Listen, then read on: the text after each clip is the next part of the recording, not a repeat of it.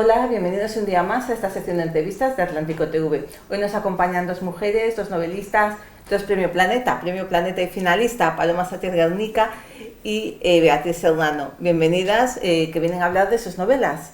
Bueno, este año en las ediciones Planeta es muy femenino, tanto por las autoras como por las protagonistas, ¿no? Bueno, por las autoras sí, porque somos dos mujeres, desde luego, además de dos generaciones diferentes y muy bien, pero en mi novela hay tres mujeres que son protagonistas, pero también hay hombres con unas historias muy potentes. Bueno, son dos historias completamente diferentes, ¿no? La tuya es una novela, bueno, de contexto histórico, y la tuya es una novela muy contemporánea. Vamos a primero contigo, ¿no? Cuéntanos un poco, porque vuelves otra vez al Berlín, ¿no? A ese contexto con el que ya había sido finalista, ¿no? En 2021. Bueno, sí, vuelvo a Berlín, pero ya no en el Berlín del ascenso del nazismo y de las consecuencias de la Segunda Guerra Mundial, como fue Últimos días en Berlín, sino que de esa novela me surgió la necesidad de entender y analizar a través de mis personajes, los primeros años de la Guerra Fría, de cómo se fragua esa Guerra Fría en ese Berlín anterior al muro que se levanta a partir del 13 de agosto del 61, esos 15, 16 años, bueno, 15 porque empieza la historia en el 46, y cómo se manejaban los civiles berlineses en esa ciudad dividida y ocupada, pero hambrienta, destruida, cómo se empieza a reconstruir, pero en el que se podían mover por todos los sectores, ¿no? Y lo que pasa que luego me surgió, a partir también de la documentación, me surgió la posibilidad de llevarlos al otro lado del Atlántico, y también van a Estados Unidos, al profundo sur de los Estados Unidos, el estado de Alabama y Nueva York, con el macartismo, esa caza de brujas que causó tanto sufrimiento. Porque son escenarios muy fuertes, ¿no? Tanto el de Alabama como el de Berlín, bueno, y Nueva York también. Y bueno, es ese final de la Segunda Guerra Mundial y el comienzo, ¿no?, de la Guerra Fría, con toda esa investigación, el comienzo de los espías también. Bueno, Berlín se convirtió en la ciudad más peligrosa del mundo y con más espías por metro cuadrado, porque era el núcleo de esa Guerra Fría que empieza a fraguarse, esos dos enemigos que se habían unido para acabar con el peligro del nazismo, y una vez que acaban con el peligro del nazismo se vuelven a erigir tanto Estados Unidos como la Unión Soviética, porque el resto de Europa tenía que hacer con reconstruirse, tanto Gran Bretaña como Francia, y son Estados Unidos y la Unión Soviética los grandes enemigos que pugnan por la hegemonía mundial, ¿no? Y Berlín estaba en el centro, ¿no? Era como el núcleo en el que ahí estaba todo lo que se cocía. Y ahí surge Victoria, ¿no?, la protagonista, la investigadora. ¿Cómo compaginas los personajes de ficción con personajes reales? Bueno, en el caso de Victoria, la primera chispa de su forma de estar en el mundo fue Hedy Lamarr, la precursora del wifi, la mujer, decían, el animal más bello del mundo, porque era una actriz muy bella, pero con una inteligencia superior a la media, que hizo el primer desnudo en el cine, fingió el primer orgasmo también femenino en el cine.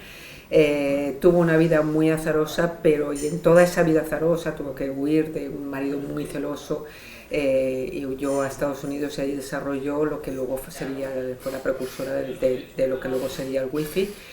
Y me pareció una historia, bueno, como siempre, ¿no? Mujeres que han creado cosas y que luego se la han apropiado los hombres, porque luego, bueno, pues se lo apropiaron los Estados Unidos. Al principio no le hicieron caso, y luego ya a partir de los años 60, con la crisis de los misiles, tomaron sus estudios como válidos y como les sirvieron, pero a ella no le reconocieron hasta mucho después, ¿no? Cuando ella misma dice ya es demasiado tarde, ¿no?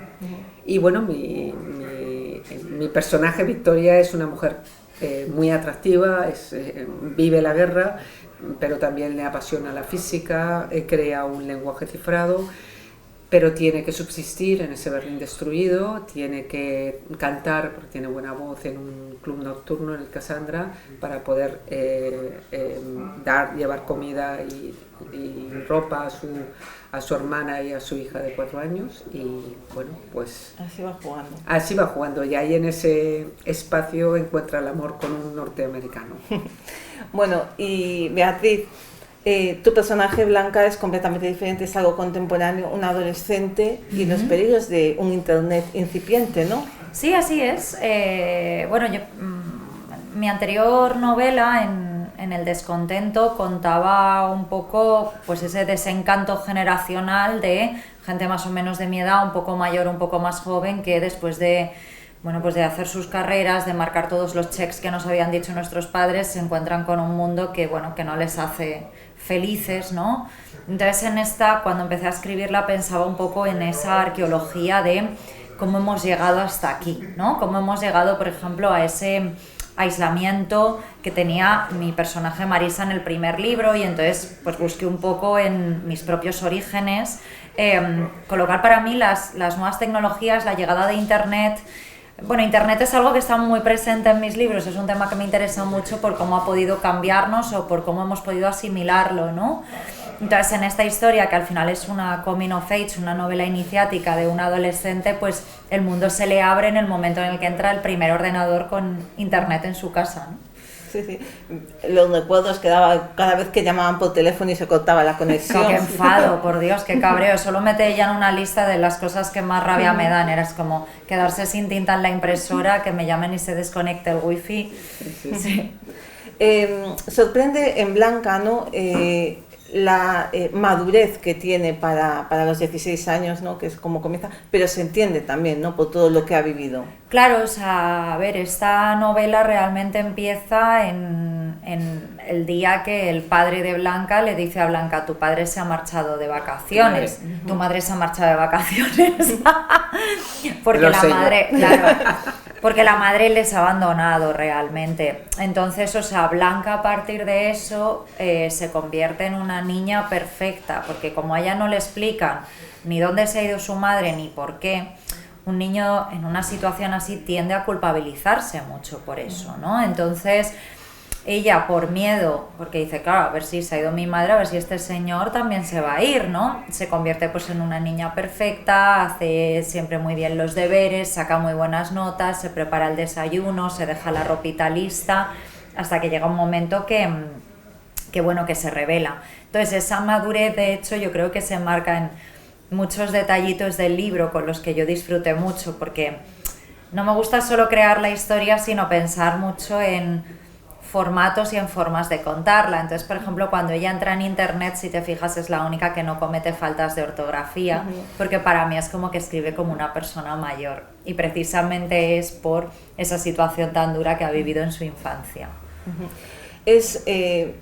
Al leer tu novela, yo, madre de adolescentes, pues decía, qué importante es el diálogo, ¿no?, con los hijos, aunque sea difícil, complicado, qué importante, ¿no? Sí, yo creo que, o sea, para mí el libro va mucho sobre el peso familiar y la enorme carga de los silencios, ¿no? Yo creo que muchas veces, o sea, Blanca al final hace en Internet las preguntas que no puede hacer en su propia casa, porque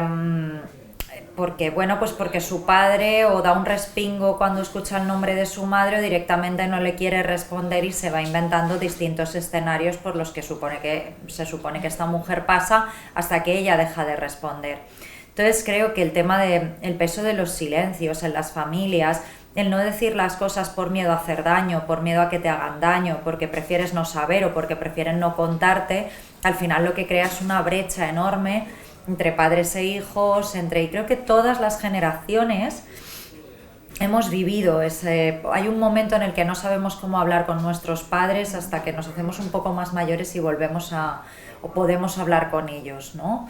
Entonces sí, pues me imagino que eso da igual que sea en los 90, en los 2000, a mi madre le pasó con su madre, a mí me pasó con ella, ¿no?, en algún momento dado. Bueno, pues como decíamos antes, las dos traéis dos historias muy diferentes, contextualizadas en ámbitos distintos. ¿Cómo está siendo esta presentación, esta promoción con dos novelas tan diferentes? no sé, lo hacéis en conjuntos, compenetráis, ¿cómo lo hacéis? Compenetrarnos sí, porque además nos llevamos muy bien desde el primer momento. Y ya nos estamos empezando a contar nuestra vida, ¿verdad? Ya nos estamos, claro, es que ya en la gira ya te cuentas más el chisme. Pero Claro. muy bien, pero son dos novelas muy diferentes, pero al final el trasfondo es lo que tiene la literatura, ¿no? La grandeza de la literatura es que trata de los sentimientos universales del ser humano, en una época o en otra, pero al final son los mismos sentimientos, lo que pasa es que nos condicionan cosas diferentes, pues leyes diferentes, no es lo mismo los años 90 que la posguerra, los años 50, 40 y 50, pero al final son los mismos seres humanos, con las mismas contradicciones, con las mismas... se tienen que enfrentar a dilemas vitales, a elegir entre lo que le clama el corazón o lo que el sentido común le dicta, y en ambos casos la base es esa. Luego ya cada historia tiene su desarrollo, pero la base de las dos novelas es esa y tienen mucho en común en ese sentido.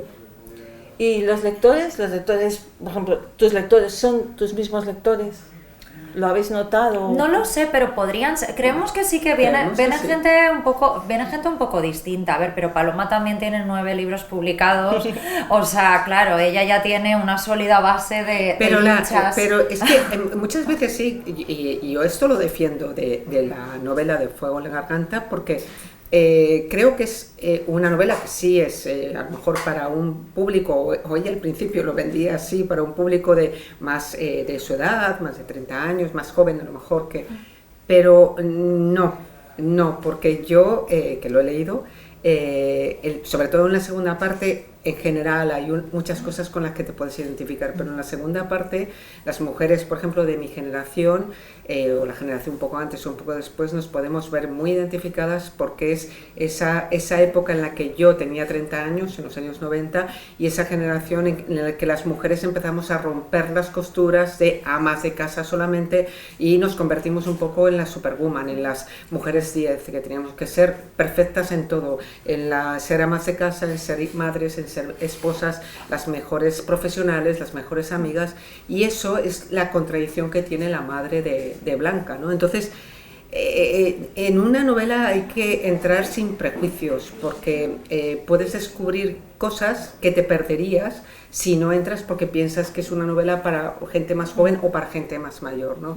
A las novelas hay que entrar un poco virgen y decir, vamos a ver lo que me cuenta, ¿no? Y vas avanzando y muchas veces te encuentras con lecturas apasionantes que creías que no eran para ti, ¿no?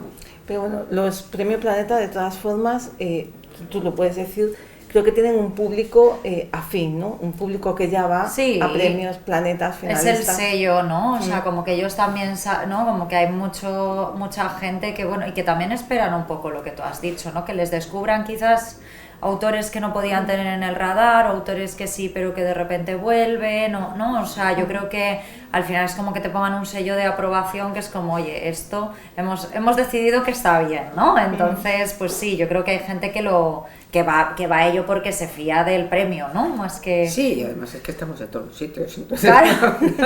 Bueno, yo creo que sí que es verdad que es una promoción enorme y esto es una fiesta del libro, es una forma de... Yo siempre digo que los libros no compiten nunca, porque si un libro es bueno va a hacer lectores y van a ir otra vez a la librería buscando otro libro que les haga sentir lo del anterior, es decir, pueden leer primero el de Beatriz y encontrar una buena historia y dirán, jolín, quiero sentir lo mismo que he sentido con la lectura, voy a buscar otro y vienen a por el mío, a por otro, ¿no? Se trata de formar lectores, se trata de hacer lectores y se trata de que la gente vaya a las librerías y compre libros y se forme, porque es la forma, la manera de salvar a la sociedad. O sea, una sociedad leída es una sociedad que no se deja manipular.